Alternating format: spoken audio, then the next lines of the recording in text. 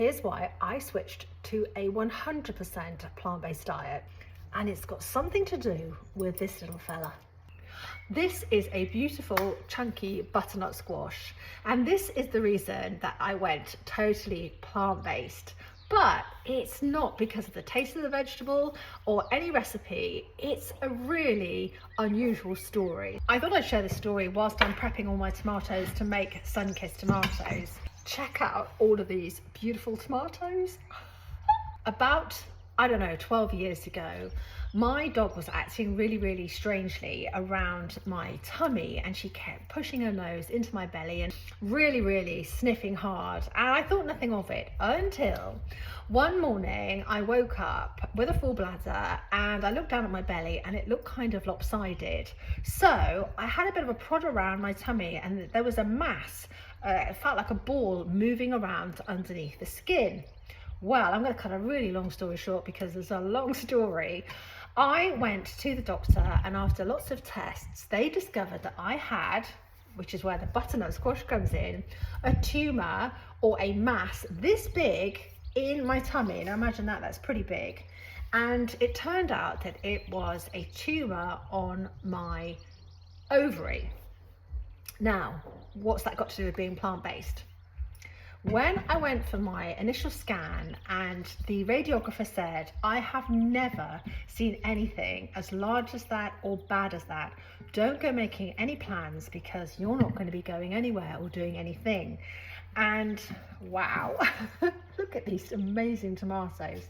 And whilst I was waiting to go for my operation to find out what this butternut squash was, I decided to do a lot of research and find out if I had cancer, how could I recover from it quickly?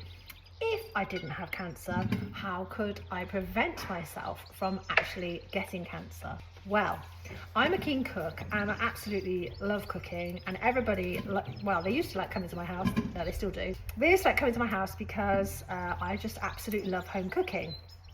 And I would cook quite exquisite meals like beef Wellington, that's the dog, that's not me, and pork fillet and things like that. I do lots of Asian dishes as well, and they would always contain meat, fish, dairy or eggs. She's thirsty. I started to do lots of research and all roads led to veganism, 100% plant-based. And I've got to be honest, I wasn't really very thrilled about that because I like the taste of meat, I like cooking meat. However, I read all of these people saying that after 2 weeks they felt absolutely amazing, incredible, fantastic. They were all slim and they all looked exceptionally healthy. So I decided to give it a go for 2 weeks. That's all I was going to do, give it a go for 2 weeks, even though all of the evidence is there that a plant-based diet is an extremely healthy choice for longevity. After 2 weeks, well, in fact, it didn't even take 2 weeks. I think after about 10 days, I felt so incredible that I decided that there was no going back. Prior to giving up dairy, I'd had loads of pain, lots and lots of pain in my hips and my fingers. And as soon as I gave up dairy, well, within about 5 days, all of that pain disappeared, completely gone. Is it a coincidence? I don't think so. So there was no going back because I didn't want that pain to come back in my hips or in my fingers. So then I had to learn to actually feed myself because you'll see in my videos that I don't say that I'm vegan. And the reason I don't say I'm vegan, there's several reasons. One is that a lot of people get triggered by that word veganism. And I understand why, because a lot of vegans are passionate about their cause, rightly so, and it causes lots of discussion and they can get quite heated sometimes. However, the reason that I don't say vegan is that I think it's unattainable to most people to actually survive on eating only plants. So I prefer to say that I'm plant-based, and I encourage people to eat as many plants as they can with every meal. It's impossible to overeat plants, overeat vegetables, overeat nuts, seeds and beans and fruit. It's totally impossible. So after I'd had my butternut squash sized tumour removed, which turned out to be benign, so it wasn't cancerous in the first place, even though the radiographer had almost convinced me that I've literally got 3 weeks left to live.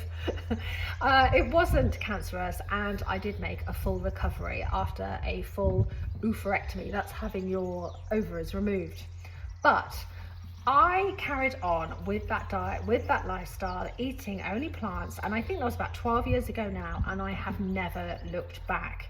Now, if you're going to go only plant-based, only eating plants, you do have to be aware of your amino acids, your iron intake, your calcium intake, and you do need a really varied diet to ensure that you get all of the nutrients that you need. Interestingly, the only thing you can't get through a vegan diet is vitamin B12. Vitamin B12 comes from soil. Animals ingest soil and they get their B12 that way, and then we ingest the animals. That's how we get B12. But nowadays, animals are not raised on soil, they are raised in concrete sheds. So they don't have access to the soil, so they have to be supplemented with B12. So it's just easier to take the B12 yourself. And a lot of vegan foods, such as plant milk, they are fortified with B12, calcium, etc. But I'd rather cut out the middleman or the middle animal and take the B12 straight out of the bottle, save all that messing around. We can thrive completely on a plant-based diet, but your diet does have to be really varied and contain lots of different fruit, veggies, nuts, seeds and beans to get all of the fibre to keep your microbiome happy. There's a whole population of bacteria and microbes in your belly which we need to take care of. Interestingly, people in different parts of the world have different microbiomes, and that's based on the influences of the environment and the foods that they eat. When I was in Japan, they brought me a bowl of tomatoes for dessert, and I was really confused. I wasn't really sure what I was supposed to do with them, and they said, oh no, it's dessert. Because of course a tomato is a fruit, it's not a vegetable. I really want to encourage everybody to just eat more vegetables, eat more plants. That's what I say, eat the rainbow. I mean, how could these not be good for you? I bought a squash today, I picked up a papaya today, the butternut squash, and of course all of these beautiful tomatoes. Oh, and I got a huge job lot of lemons as well. So after finding out that I had a tumour the size of a butternut squash on my ovary, and researching and finding out that plant-based seems to be the winner for preventing chronic diseases, I have stayed eating only plants. And if you too are tempted to eat more plants, stick around on this channel. I post all of my plant-based recipes on here. Sometimes it can just be what I'm having for breakfast, because a lot of my dishes don't take any time at all. It's literally opening cans or things out of the freezer and combining them to make something completely beautiful. Don't forget to subscribe for the vibe and hit the like button, because it motivates me and encourages me to make more content. I love making videos and I love sharing my passion for plant-based meal ideas. So tag along and hopefully you can pick up some new recipes in your repertoire to feed yourself and keep your microbiome happy as can be. Okay, that is my huge bowl of tomatoes, and now I'm going to pop them in the dehydrator for 12 hours to make my amazing sun-kissed tomato recipe. Check out my other shorts or my playlist for food and recipes and you will find them, but I warn you, they're addictive and you'll be making huge bucket loads of sun-kissed tomatoes like me every week. And hit the like button if you enjoyed my video today. Thanks for stopping by and you have the most beautiful day.